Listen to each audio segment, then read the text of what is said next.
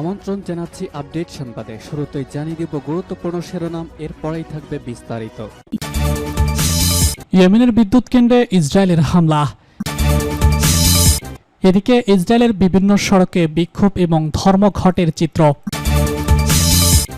আরও থাকছে মার্কিন ইউরোপীয় দ্বন্দ্বে শান্তিরক্ষী বাহিনীর মেয়াদ নবায়ন নিয়ে শঙ্কা। জানিয়ে দিব নিউ ইয়র্কের রেস্তোরাঁয় বন্দুক হামলা, নিহত 3। সর্বশেষ জানিয়ে দিব মেঘ বিস্ফোরণ এবং ভূমিধসে ভারতের জম্মু ও কাশ্মীরে নিহত 7। শুনছিলেন সংবাদ শিরোনাম, এখন বিস্তারিত। তার আগে অনুরোধ থাকবে ভিডিওতে একটি লাইক দিন এবং কমেন্টস করে জানিয়ে দিন কোন জেলা থেকে বা কোথা থেকে আমাদের সঙ্গে যুক্ত রয়েছেন। ইয়েমেনের বিদ্যুৎ কেন্দ্রে ইসরায়েলের হামলা। ইয়েমেনের রাজধানী সানার কাছে একটি বিদ্যুৎ কেন্দ্রে ইসরায়েলি বাহিনীর হামলা চালিয়েছে ইসরায়েলি গণমাধ্যম রোববার এ খবর জানানো হয়েছে। হামলায় বিদ্যুৎ কেন্দ্রে বড় ধরনের বিস্ফোরণ ঘটে, তবে এতে কোনো হতাহতের ঘটনা ঘটেনি। কাতার ভিত্তিক গণমাধ্যম আল জাজিরার প্রতিবেদনে এ খবর জানানো হয়।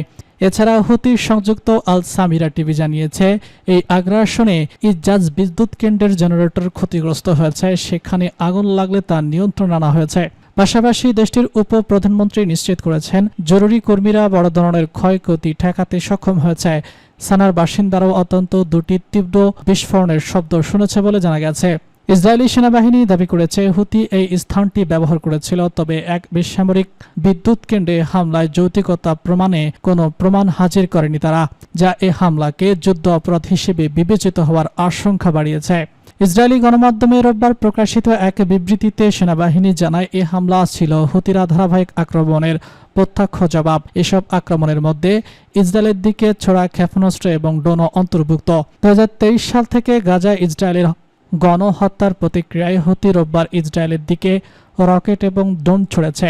এর জবাবে ইসরায়েল ইয়েমেনের অবকাঠামোতে হামলা চালিয়েছে, যার মধ্যে মানবিক সহায়তার জন্য গুরুত্বপূর্ণ হোদাইদা বন্দরও রয়েছে। ইসরায়েলের দিকে সংক্ষিপ্ত অধিকাংশ হুতি ক্ষেপণাস্ত্র প্রতিহত করলেও এসব পাল্টা আক্রমণ গাজা ইসরায়েলের যুদ্ধকে আঞ্চলিকভাবে আরও বিস্তৃত করেছে। যুক্তরাষ্ট্র এবং যুক্তরাজ্য ইয়েমেনে হামলা চালিয়েছে, কারণ হুতি লোহিত সাগরে ইসরায়েল সংশ্লিষ্ট জাহাজে হামলা চালিয়েছিল। তারা বলেছিল, গাজায় ইসরায়েলের যুদ্ধ ও অবরোধের জবাবে তারা এই পদক্ষেপ নিয়েছে। এতে বৈশ্বিক বাণিজ্য বিঘ্নিত হয়। গত মে মাসে যুক্তরাষ্ট্র হঠাৎ করেই হুতির সঙ্গে একটি যুদ্ধবিরতিতে পৌঁছায়। এই চুক্তির অংশ হিসেবে যুক্তরাষ্ট্র তার বিমান হামলা বন্ধ করে এবং হুতি যুক্তরাষ্ট্র সংশ্লিষ্ট জাহাজে আক্রমণ স্থগিত করে।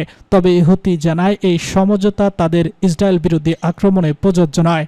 যুদ্ধবিরতির আগে মার্কিন বাহিনী ইয়েমেনের শত শত বিমান হামলা চালায়, যাতে লড়াই শতাধিক মানুষ নিহত হয়। প্রেসিডেন্ট ডোনাল্ড ট্রাম্প বলেছেন, এই সমঝোতা বোমা বর্ষণ বন্ধ করবে। অন্যদিকে চুক্তিটি ইসরায়েলকে হতবাক করে দেয় বলে মনে করা হয়েছে। প্রধানমন্ত্রী বেনিয়ামিন নেতানিয়াহু জোর দিয়ে বলেছেন, প্রয়োজনে তাদের দেশ একেবারেই নিজেদের রক্ষা করবে। ইসরায়েলের বিভিন্ন সড়কে বিক্ষোভ ও ধর্মঘটের চিত্র। পুরো গাজা দখলের নতুন পরিকল্পনা করছে ইসরায়েলি প্রধানমন্ত্রী বেনিয়ামিন নেতানিয়াহু। সম্প্রতি দেশটির নিরাপত্তা মন্ত্রিসভা এই পরিকল্পনা অনুমোদন দিয়েছে। এতে গাজায় বন্দী ইসরায়েলদের জীবন বিপন্ন হওয়ার আশঙ্কা তৈরি হয়েছে। এরই পরিপ্রেক্ষিতে বন্দী ইসরায়েলদের পরিবার দেশব্যাপী হরতাল এবং ধর্মঘটের আহ্বান করেছে। আমরা এই প্রতিবেদনে ইসরায়েলের সেই হরতালের চিত্র তুলে ধরছি। রোববার সকালের দৃশ্য, বিক্ষোভকারীরা লাক্রোন জেরুজালেম মহাসড়কে আগুন দিয়েছে, যান চলাচল বন্ধ।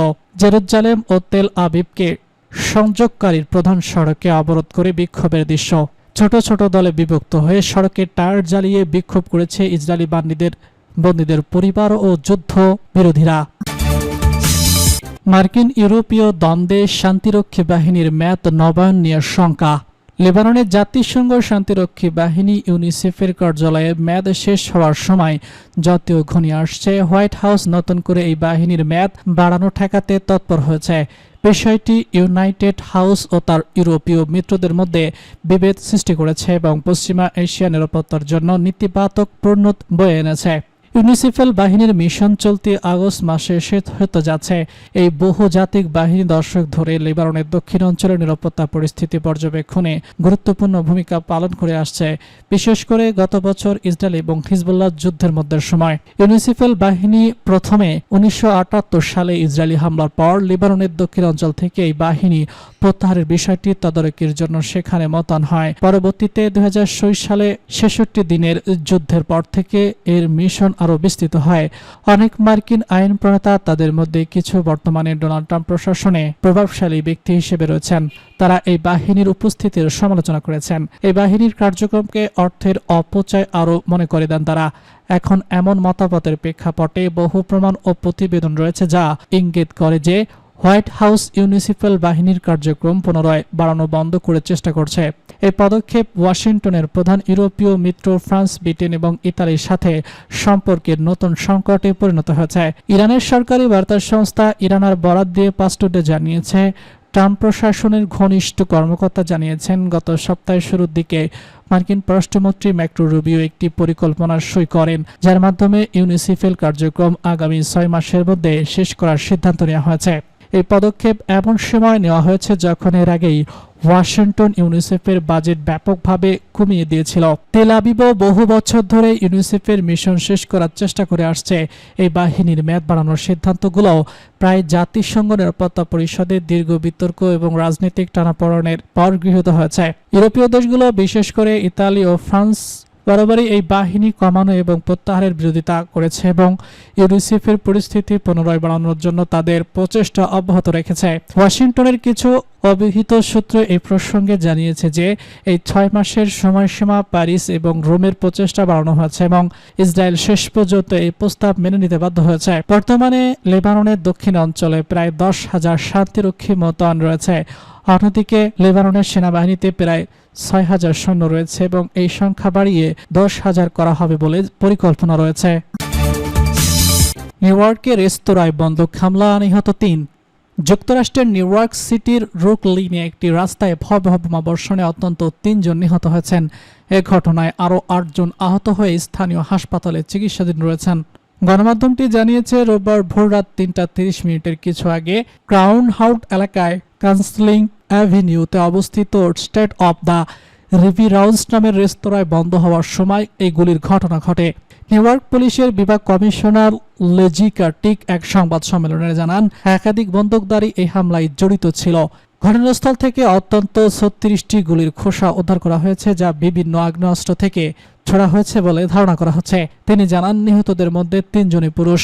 তাদের বয়স ক্রমাগত 27 থেকে 35। এর এক ব্যক্তির বয়স এখনও নিশ্চিত হওয়া যায়নি। হতাহতের বয়স 27 থেকে 61 বছরের মধ্যে। মোট 11 জন ভুক্তভোগীর মধ্যে 8 জন পুরুষ এবং 1 জন নারী। সিটি কমিশনার টিম বলেছেন, এই ধরনের ঘটনা দুঃখজনক এবং ভয়াবহ। তবে উল্লেখ, এবছর নিউ ইয়র্ক সিটিতে 7 মাস শেষ এই ধরনের গুলির ঘটনা এবং ভুক্তভোগীর সংখ্যা বিগত বছরের তুলনায় সর্বনিম্ন পর্যায়ে রয়েছে।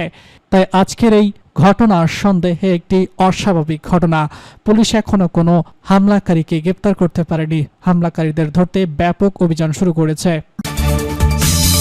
মেঘ বিস্ফোরণ এবং ভূমিধসে ভারতের জম্মু এবং কাশ্মীরে নিহত 7। ভারতের জম্মু কাশ্মীরের কাঠুয়া জেলায় মেঘ বিস্ফোরণ এবং ভূমিধসে অন্তত 7 জনের মৃত্যু হয়েছে এবং 5 জন আহত হয়েছে। অফিসিয়াল কর্মকর্তারা জানান, শনিবার রাত থেকে রোববার ভোরের মধ্যে এই ঘটনাগুলো ঘটে। জর্ডঘাটি এলাকায় মেঘ বিস্ফোরণের ফলে 5 জনের মৃত্যু হয়েছে। প্রবল বৃষ্টিতে গ্রামের প্রবেশের পথ বিচ্ছিন্ন হয়ে পড়েছে এবং কয়েকটি বাড়ি ক্ষতিগ্রস্ত হয়েছে। জঙ্গললোড এলাকায় বৃষ্টিজনিত ভূমিধসে আরও 2 জন প্রাণ হারিয়েছেন। দুর্যোগ মোকাবেলায় উদ্ধার কাজে অংশ নিয়েছে সেনাবাহিনী, সঙ্গে মোতায়েন করা হয়েছে হেলিকপ্টারও। নিহতদের পরিবারকে 2 লাখ, গুরুতর আহতদের 1 লাখ এবং সামান্য আহতদের 50 রুপি করে এককালীন আর্থিক সহায়তা দেওয়ার ঘোষণা করেছেন জম্মু এবং কাশ্মীরের মুখ্যমন্ত্রী ওমর আবদুল্লাহ। এছাড়া রাজ্য দুর্যোগ প্রক্রিয়া বাহিনী থেকেও সহায়তা প্রদান করা হবে। এদিকে ভারতীয় আবহাওয়া অধিদপ্তর জানিয়েছে, বঙ্গোপসাগরে সৃষ্ট হওয়া নিম্নচাপের কারণে আগামী 4 দিন ওড়িশায় ভারী বৃষ্টিপাতের সম্ভাবনা রয়েছে। এছাড়াও হরিয়ানায় বঙ্গকুলা, কুরুন্ত, যমুনানগর এবং খাম্বালা সহ বিভিন্ন এলাকাতেও রোববার প্রবল বৃষ্টিপাত হয়েছে, যা জনজীবনে প্রভাব ফেলেছে।